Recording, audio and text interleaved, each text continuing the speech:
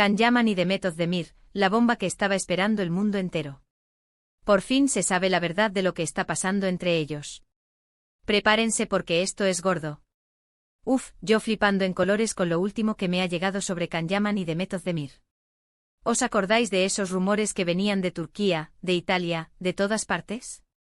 Pues parece que alguien se ha atrevido a confirmar lo que muchos sospechábamos. Y no, no es lo que pensáis, o quizás sí. A ver, seamos sinceros.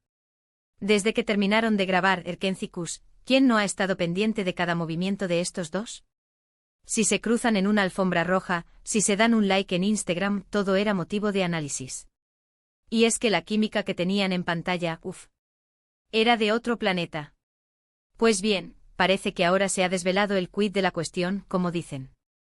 Por fin alguien ha soltado la sopa de forma más o menos oficial. Y lo que dicen es que, atención, no solo se quedaron en una amistad súper intensa tras la serie, sino que hubo algo más.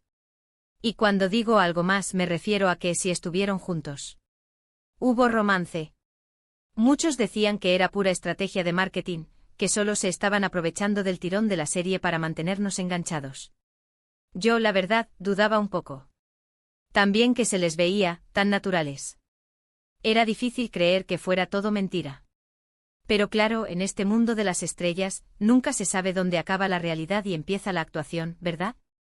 Lo que yo creo que está pasando ahora mismo es que, después de un tiempo prudencial, y quizás porque la presión mediática ha bajado un poco, o porque sus vidas han tomado rumbos diferentes y ya no les afecta tanto, han decidido ser un poco más transparentes. O alguien ha decidido por ellos.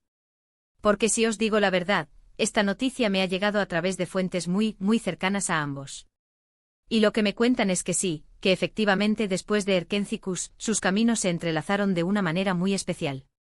No fue algo fugaz, fue algo serio. Y lo que me llama la atención es el momento en que sale esto a la luz.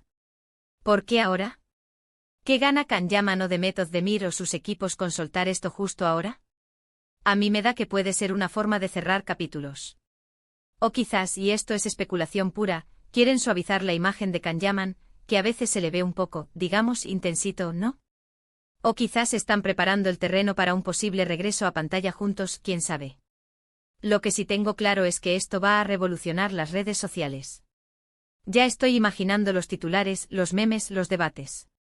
Va a ser un caos, pero del bueno.